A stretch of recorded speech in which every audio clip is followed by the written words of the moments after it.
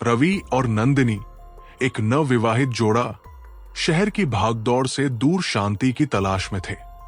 रवि एक पत्रकार था जिसे रहस्यमयी और अनसुलझी कहानियों में रुचि थी, जबकि नंदिनी एक चित्रकार थी जो प्रकृति की गोद में अपना नया संसार बसाना चाहती थी। जब उन्हें पता चला कि एक पुराना वीरान गांव कालापुर बेहद खूबसूरत और सस्ता है, तो उन्होंने वही बसने का फैसला कर लिया।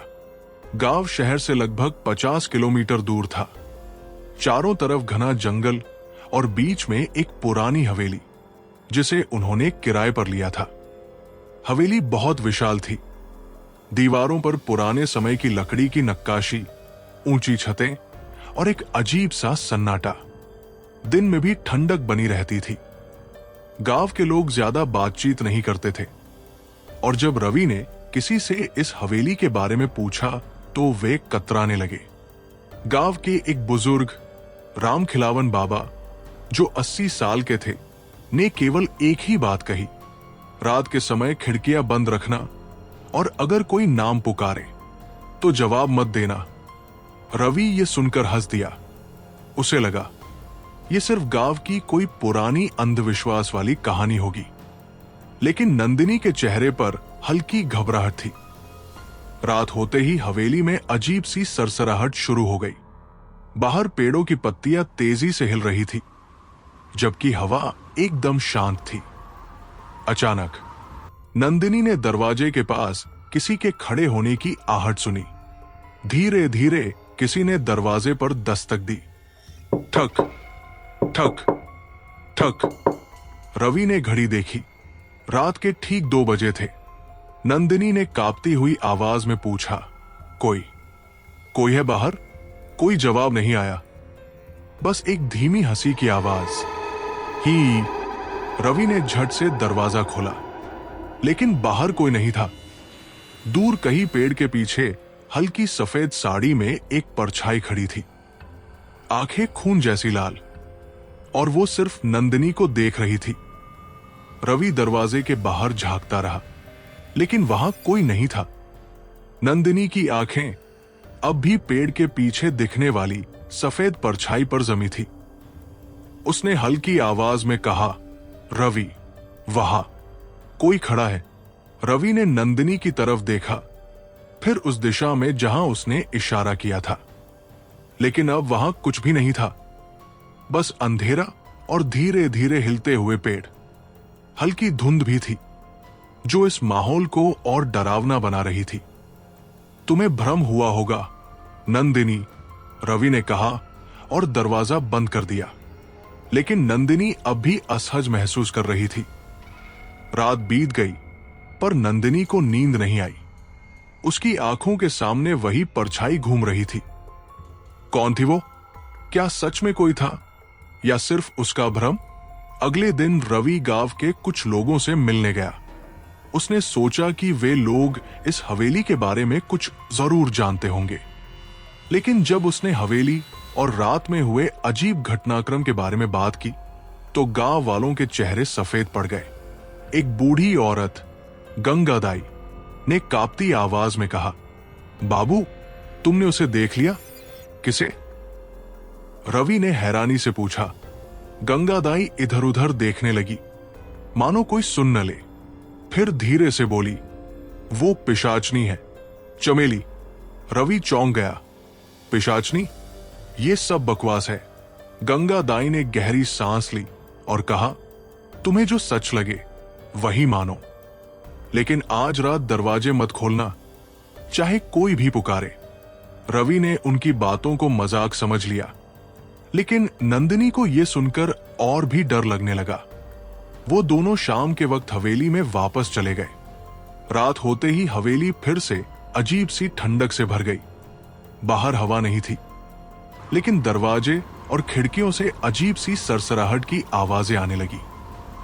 ठक ठक ठक। दरवाजे पर फिर वही दस्तक हुई, इस बार ज्यादा तेज। रव। यह आवाज किसी औरत की थी, मधुर लेकिन अजीब सी। नंदिनी ने घबराकर रवि की बाह पकड़ ली। रवि, ये वही है। रवि ने दरवाजे की ओर देखा।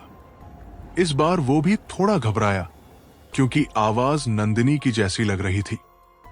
लेकिन नंदिनी तो उसके साथ थी। रव, दरवाजा खोलो। नंदिनी के माथे पर पसीना आ गया। उसने धीरे से कहा, मत खोलना रवि।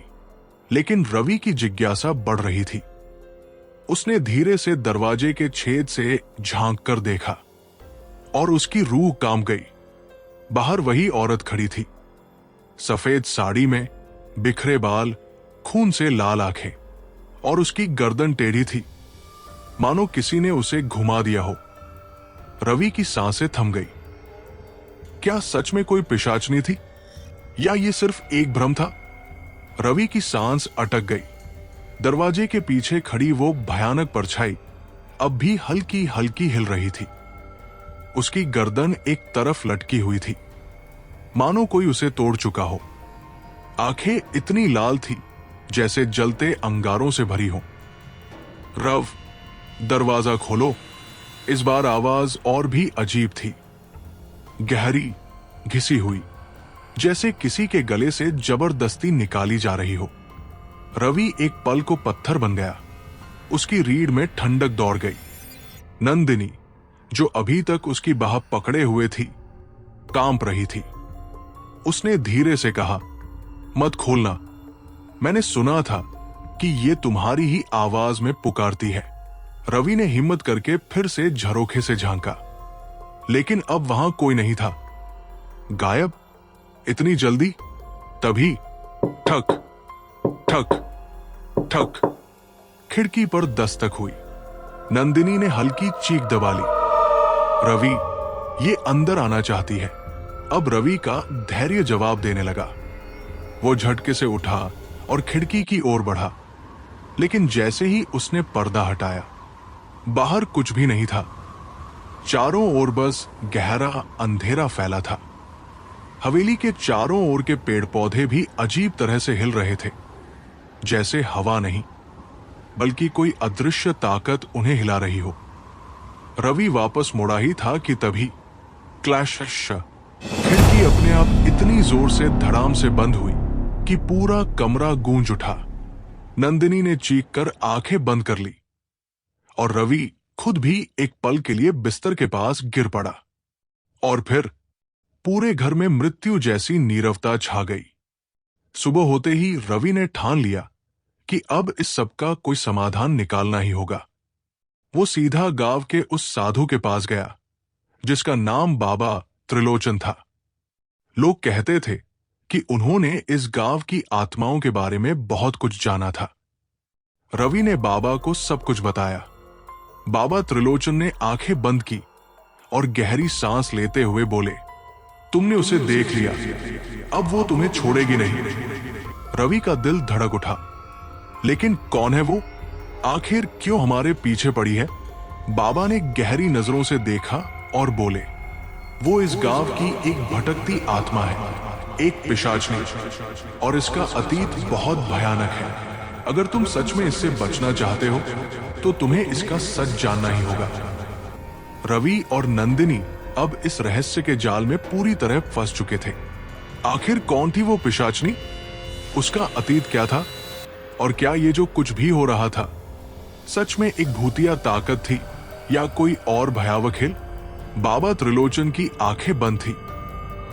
उनके चेहरे पर एक अजीब सी गंभीरता थी। रवि और नंदिनी उनके सामने बैठे थे, सांसें थमी हुई थी। बाबा ने गहरी आवाज में कहना शुरू किया, इस गांव का नाम पहले शिवपुर था, लेकिन फिर एक घटना हुई जिसने इसे शापित बना दिया। रवि और नंदिनी ने ध्यान से सुना। बाबा की आवाज में एक सिहरन थी।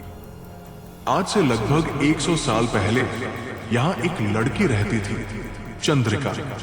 वो बहुत सुंदर थी, लेकिन लोग कहते थे कि उसके अंदर कोई अनजानी शक्ति थी। कुछ लोग उसे देवी मानते थे तो कुछ कहते थे कि वो एक चुड़ैल है। रवि की रीढ़ में ठंडक दौड़ गई। गांव के जमींदार का बेटा रघुनाथ उसे चाहता था। लेकिन चंद्रिका ने उसकी शादी का प्रस्ताव ठुकरा दिया। बाबा ने गहरी सांस ली और बोले, बस यही उसकी सबसे बड़ी गलती थी। रघुनाथ ने गुस्से में आकर एक रात अपने साथियों के साथ मिलकर उसे उठा लिया, उसे पीटा, यातनाएं दी और अंत में गांव के श्मशान में जिंदा जलाने का आदेश दिया। नंदिनी की आंखों में आंसू आ गए, लेकिन मरने से पहले चंद्रिका ने एक शाप दिया, जिसने भी मेरी आत्मा को सताया वो चैन से नहीं जिएगा। मैं वापस आऊंगी और सबको नष्ट कर दूंगी। रवि ने धीरे से पूछा, क्या वह सच में वापस आई? बाबा त्रिलोचन ने गहरी नजरों से देखा। जब उसकी चिता की आग बुझी तो लोगों ने देखा कि उसका शरीर जल चुका था, लेकिन उसकी आंखें अब भी खुली थी। और तभी अचानक उसकी लाश उठ खड़ी हुई। रवि और नंदिनी की रगों में ठंडक दौड़ गई। रघुनाथ और उसके साथी वहीं पर मर गए। किसी की गर्दन मुड़ गई, किसी के शरीर से खून सूख गया। और तब से जो भी इस गांव में आता है उसकी नजरों के सामने कभी न कभी चंद्रिका की आत्मा आ ही जाती है। अब वो एक पिशाचनी बन चुकी है। कमरे में गहरी चुप्पी छा गई। रवि को याद आया, वो लाल आंखें, वो आवाज, वो दस्तक। क्या वो चंद्रिका थी? बाबा बोले, तुम दोनों को जल्दी से जल्दी यहां से चले जाना चाहिए, वरना अगला शिकार तुम होगे। लेकिन रवि ने ठान लिया था वो इस रहस्य को सुलझाएगा। बाबा त्रिलोचन की चेतावनी के बावजूद रवि के मन में सवालों का तूफान था। क्या सच में ये गांव शापित था? क्या चंद्रिका अब भी यहां भटक रही थी? और अगर हां, तो उसकी आत्मा को मुक्त करने का कोई तरीका था? नंदिनी अब भी डर के मारे कांप रही थी। रवि, हमें बाबा की बात माननी चाहिए, हमें यहां से निकल जाना चाहिए। रवि ने उसकी आंखों में देखा। अगर हम चले भी गए तो क्या यकीन मानोगी कि हम सच में बच जाएंगे? अगर ये आत्मा इतनी शक्तिशाली है तो वो हमें कहीं भी ढूंढ सकती है। बाबा ने सिर हिलाया। रवि ठीक कह रहा है, अगर तुम इसे खत्म नहीं करोगे तो ये तुम्हारा पीछा कभी नहीं छोड़ेगी।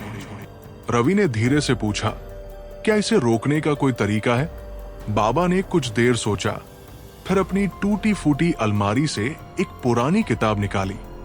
उसके पन्ने पीले पड़ चुके थे, लेकिन उन पर लिखे संस्कृत के श्लोक अब भी चमक रहे थे। यहां कुछ तंत्र बताए गए हैं, लेकिन ये आसान नहीं होगा।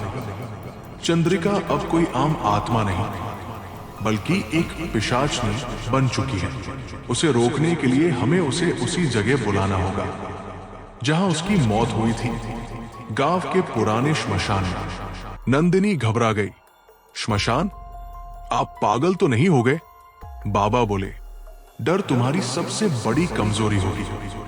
अगर उसे हराना है तो उसका सामना करना होगा। रवि ने हिम्मत से कहा, मैं तैयार हूं। क्या करना होगा?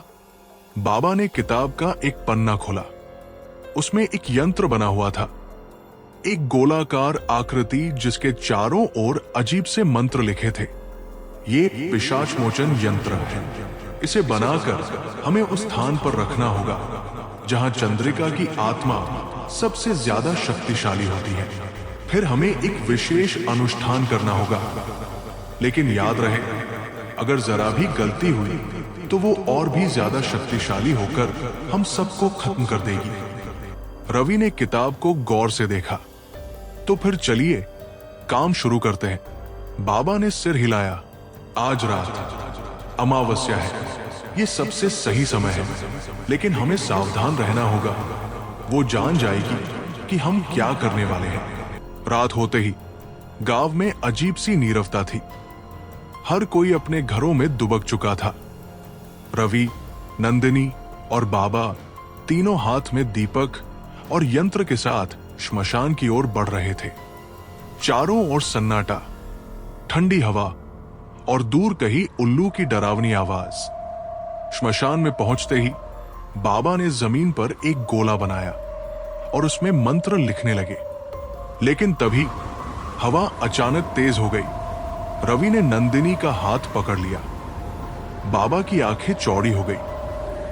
वो जान गई है कि हम यहां हैं। अचानक एक काली परछाई धुएं की तरह श्मशान के बीच से उठी।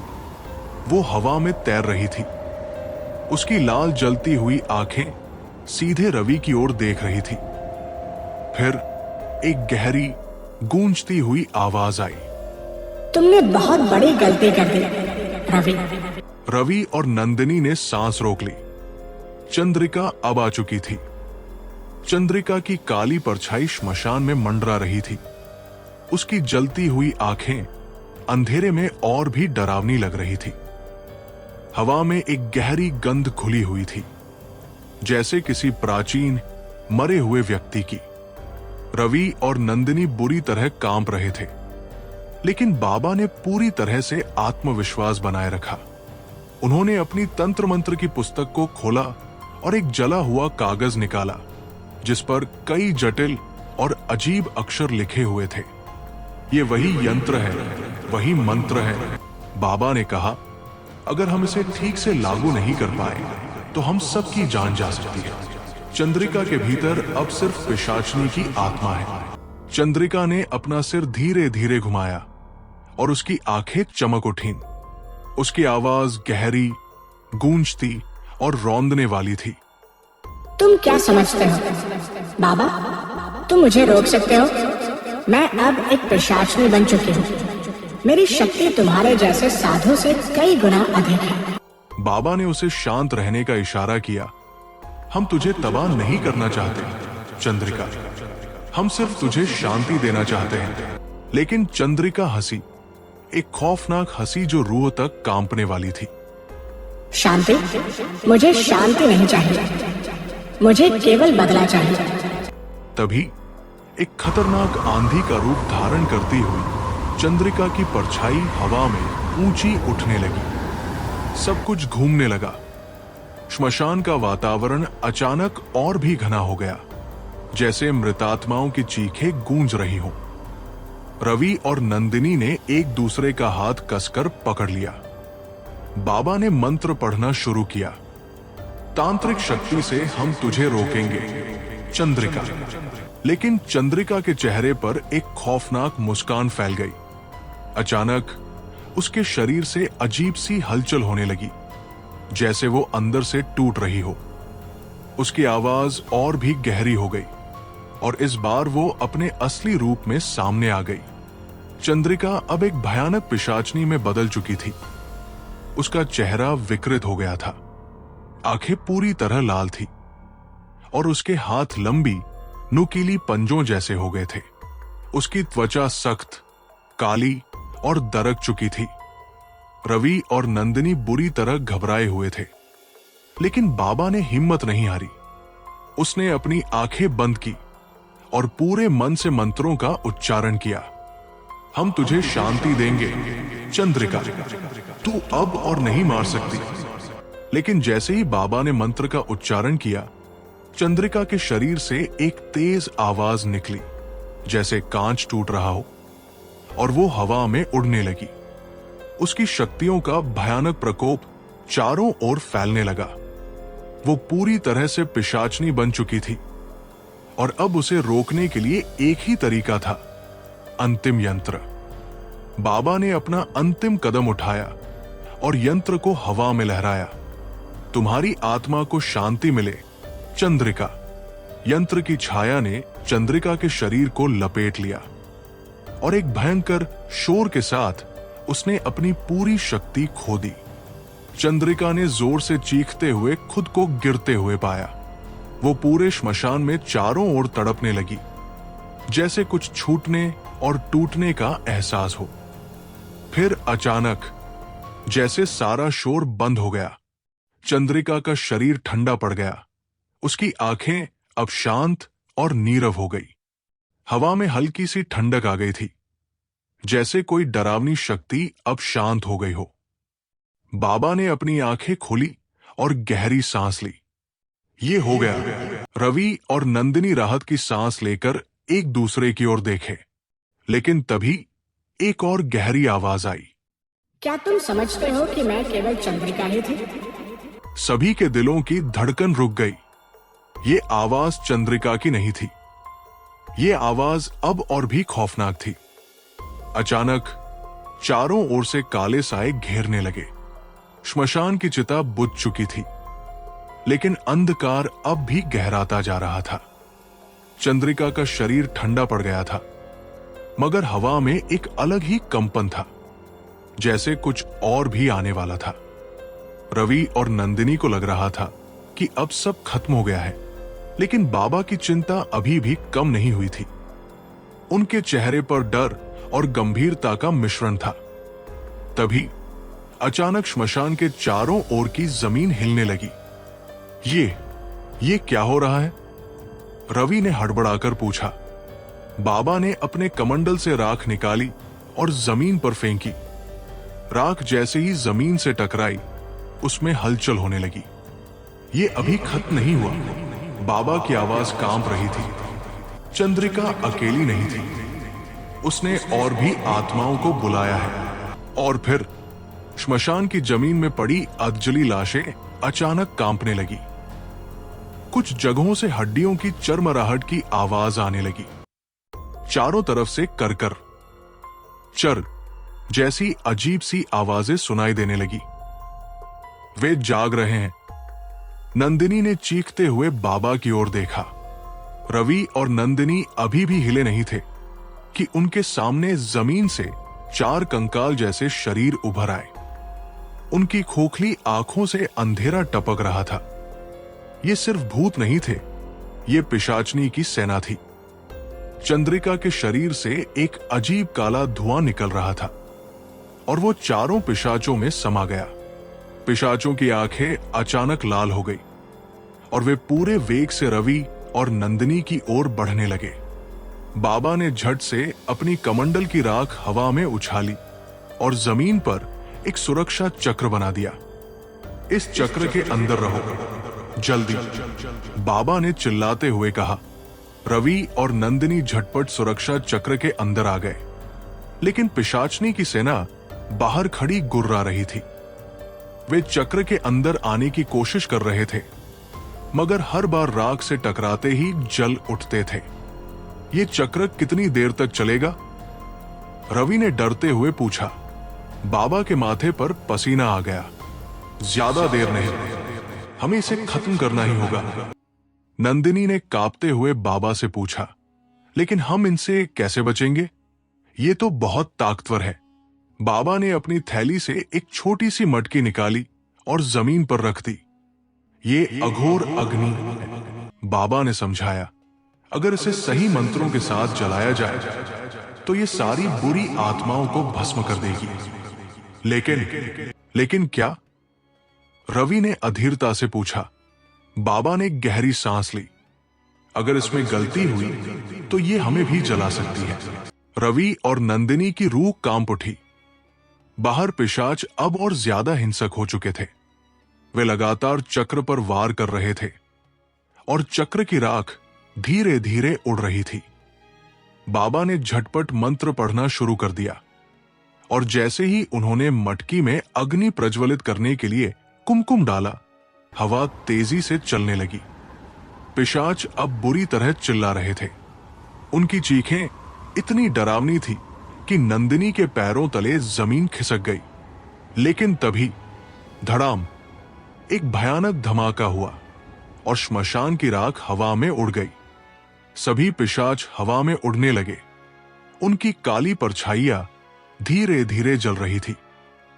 वे चीख चीख कर तड़प रहे थे, लेकिन बाबा ने आंखें बंद कर ली और अपने मंत्र को और तेज कर दिया। आखिरकार कुछ ही पलों में पिशाचनी की पूरी सेना भस्म हो गई। रवि और नंदिनी ने राहत की सांस ली। हम बच गए, रवि ने धीमी आवाज में कहा, लेकिन बाबा का चेहरा अब भी गंभीर था। अभी नहीं बेटा, असली युद्ध अभी बाकी है। रवि और नंदिनी चौंक गए। मतलब? बाबा ने धीरे से श्मशान के एक कोने की ओर इशारा किया और वहां राख के बीच एक परछाई खड़ी थी। वो चंद्रिका नहीं थी, वो उससे भी बड़ी शक्ति थी। वह स्वयं पिशाचनी थी।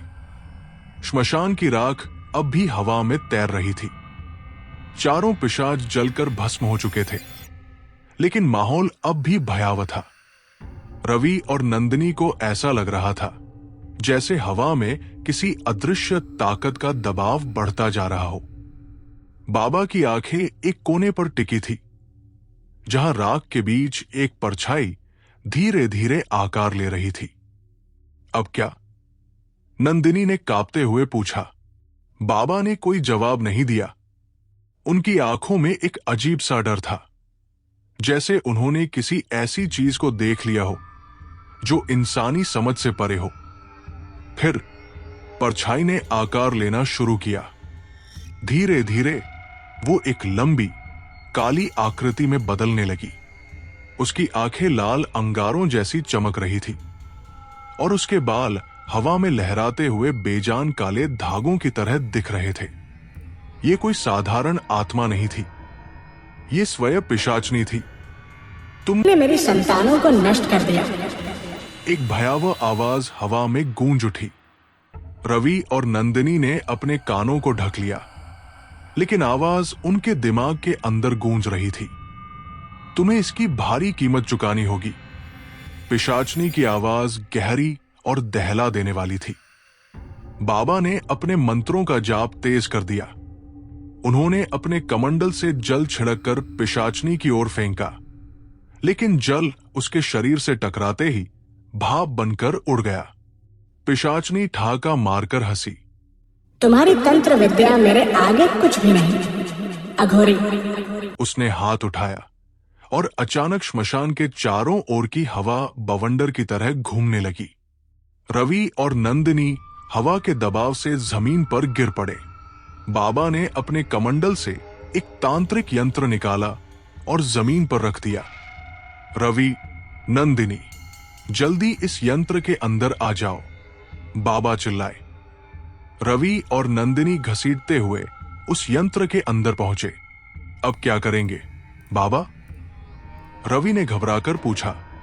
बाबा ने गहरी सांस ली।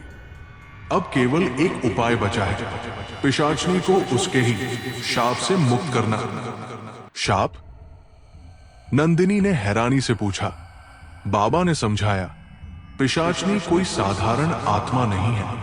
ये भी कभी एक इंसान थी, जिसे किसी शक्तिशाली साधु ने श्राप देकर पिशाचनी बना दिया था। अगर हम उस श्राप को तोड़ दें तो इसकी शक्ति नष्ट हो सकती है। लेकिन जैसे ही बाबा ने मंत्र पढ़ने शुरू किए, पिशाचनी जोर से चिल्लाई, नहीं, मुझे उस अभिशाप से बाहर मत निकालो। रवि और नंदिनी सकते में आ गए। मतलब ये खुद भी इस रूप में रहना नहीं चाहती। रवि ने कहा। बाबा ने सिर हिलाया। हाँ, लेकिन ये इतनी बुरी बन चुकी है कि खुद को मुक्ति देने से डरती है। बाबा ने आखिरी मंत्र पढ़ना शुरू किया और यंत्र के चारों ओर एक नीली लौ जल उठी। पिशाचनी चीखने लगी। उसका शरीर धीरे धीरे सफेद होने लगा, जैसे उसकी सारी बुरी शक्तियां खींची जा रही हों। रुक जाओ, मैं चली जाऊंगी, मुझे मत जलाओ। लेकिन बाबा रुके नहीं। उन्होंने आखिरी मंत्र पढ़ा, हरि क्लीप पिशाच विनाशाय स्वाहा। और फिर एक जोरदार विस्फोट हुआ। रवि और नंदिनी जमीन पर गिर पड़े। जब उन्होंने आंखें खोली तो श्मशान अब शांत था। हवा में वो अजीब भारीपन भी गायब हो चुका था। पिशाचनी जा चुकी थी। राख के बीच केवल एक सफेद चादर पड़ी थी। क्या ये खत्म हो गया? नंदिनी ने हकलाते हुए पूछा। बाबा ने एक गहरी सांस ली और कहा, हाँ, लेकिन याद रखना, जहां अंधकार होता है वहां हमेशा कोई न कोई उसे बुलाने वाला होता है। ये खत्म नहीं हुआ, ये बस इंतजार कर रहा है। रवि और नंदिनी एक दूसरे की ओर देखने लगे। कहीं न कहीं उन्हें महसूस हो रहा था कि ये कहानी अभी पूरी नहीं हुई थी।